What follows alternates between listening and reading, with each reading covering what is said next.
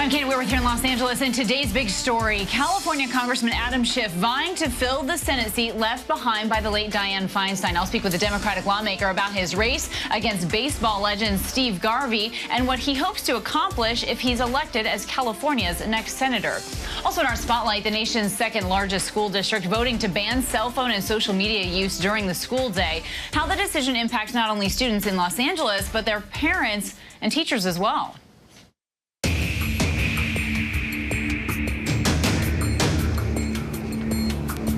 We begin here with our big story and the Senate race right here in California to fill the shoes of longtime Democratic Senator Dianne Feinstein, who died in September. Congressman Adam Schiff emerging victorious over Representatives Katie Porter and Barbara Lee in a blistering Democratic primary this spring. So now he will face GOP candidate and former Los Angeles Dodgers star Steve Garvey in November. Adam Schiff has represented his congressional district in Southern California since 2001. One of Donald Trump's staunchest critics, he was tapped by Democratic leadership in 2019 to be an impeachment manager during the former president's first impeachment trial. And joining me now is the Democratic congressman from California and Senate candidate Adam Schiff. Thank you so much for being with us today. And we have a lot to talk about.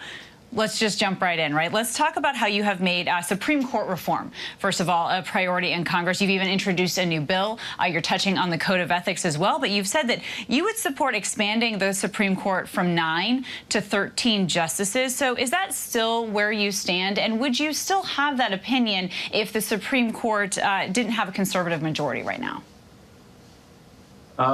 Yes, I still strongly support expanding the court. I also support term limits on the court.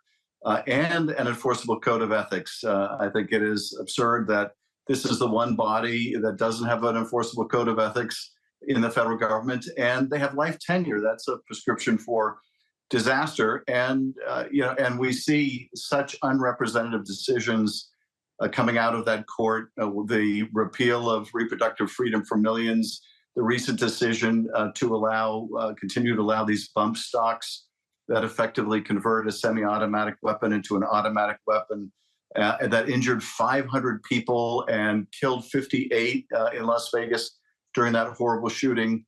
And in order to rebalance the court, we have to unstack the court, and that means expanding it. Otherwise, a whole generation of Americans is going to have to be saddled with this reactionary and partisan court. And we know as we're watching, we're still waiting several decisions from the Supreme Court here in the coming days. Let's talk about earlier this year, Vice President Kamala Harris. She was in her home state right here in California and warned voters that they should stay vigilant. She said they need to take the issue of abortion very seriously in congressional races this November. She went on to say, none of us can afford to sit back and think, thank God we're in California. So do you share her concern of potential voter complacency in California? And what is your message to constituents about reproductive rights? I share very much her concerns about the lack of reproductive freedom in almost half the states in the country. And even for Californians, you have a situation where because other states are banning abortion, if you're pregnant and you're a California resident, it may be a real problem. It may be an imperative that you don't travel out of state. What happens if you have a problem with your pregnancy while you're visiting friends or relatives in another state? It's an awful situation. And so we not only have to be vigilant, but we have to make sure we turn out in November so that we can restore reproductive freedom, because the Dobbs decision for a lot of these ultra-conservatives was just the beginning. They want to go after in vitro fertilization. They want to go after over-the-counter or prescription medication like mifepristone, and they want to go after contraceptives. So we definitely need to be more than vigilant. We need to be deeply engaged to make sure our voices are heard in November. As you know, the California Republican Party put out a statement on the night of your Senate primary win, and they said that they're putting out common sense solutions to problems that are plaguing the state of California. They went on to highlight high prices, surging crime, rampant homelessness, and failing schools. So how do you plan on combating some of those core issues for voters here in California? They can put out a lot of statements, but they don't really have anything to offer in terms of solutions. They're not really interested in solving many of these problems. They're interested in demagoguing on them. In terms of housing, which is a real crisis in California, we need to build hundreds of thousands of units every year.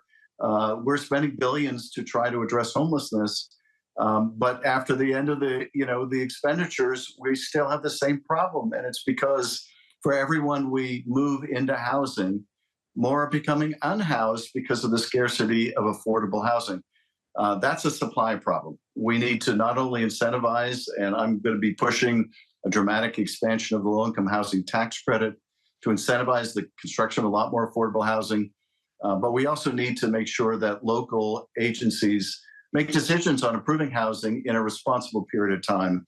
We're never going to solve that problem if it takes 4 years to build new housing. But similarly, we have to tackle the cost of childcare. We need to address public safety concerns. We're going to need more community-based policing. We're going to need more tools like the ones that I've been delivering to my district. I helped establish a regional DNA crime lab to bring to justice some of those that are committing all these property crimes. There are some common sense solutions. Republicans don't seem to have them, and my opponent certainly doesn't. Well, as you know, you have a long history of support for Israel. Your opponent, Steve Garvey, though, in recent months has been critical of you in this moment, saying that you've turned your back on Israel, especially in light of how you have handled these college protests, many of which were viewed as anti-Semitic. How do you respond to that? It's kind of an absurd claim by Mr. Garvey. I've been deeply critical of a lot of the anti-Semitic behavior on college campuses. I don't think anyone feels it as keenly as I do, certainly not Mr. Garvey. So it's a rather absurd claim on his part.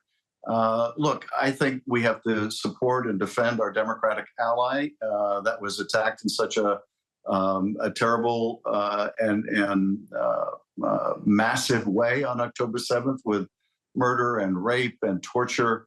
At the same time, we need to try to bring about an end to the conflict. Hamas cannot continue governing in Gaza.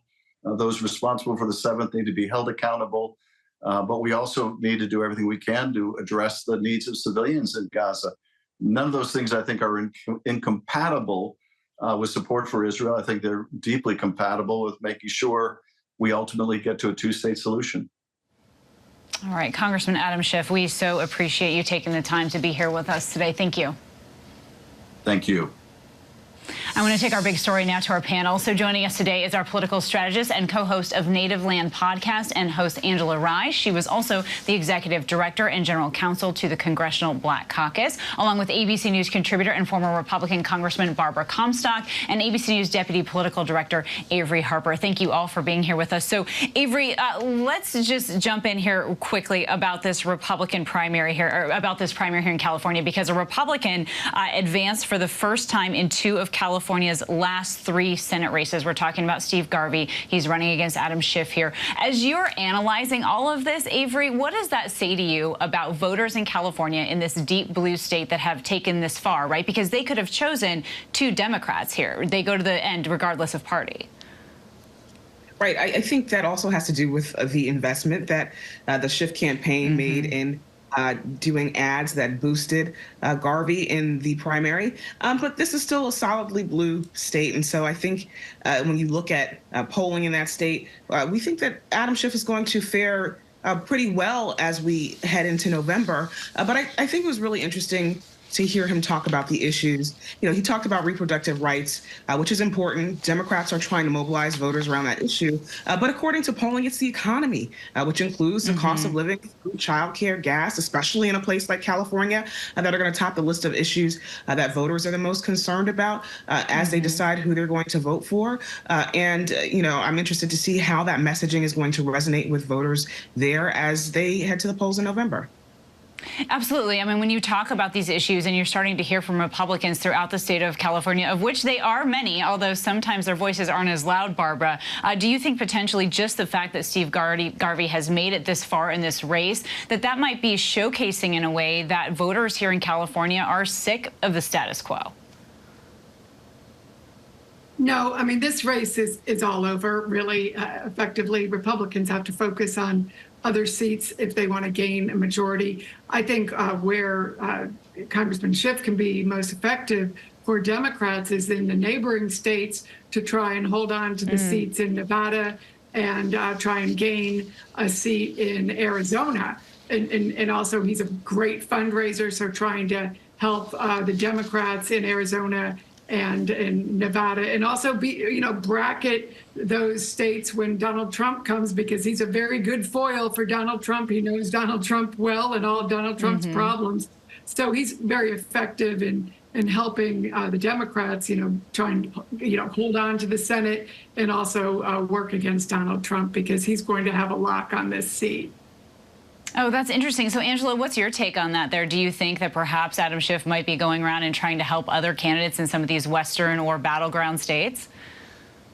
I think that would definitely be smart to do. Adam Schiff, during the Trump impeachment trial, certainly made a name for himself that has taken a national stage. And in many ways, he's seen as a hero. I think there are some positions that he takes that may not be as favorable, particularly to younger voters in California. You just asked him about the Israel-Hamas conflict, and I think that this is an issue that is a sore spot for many people.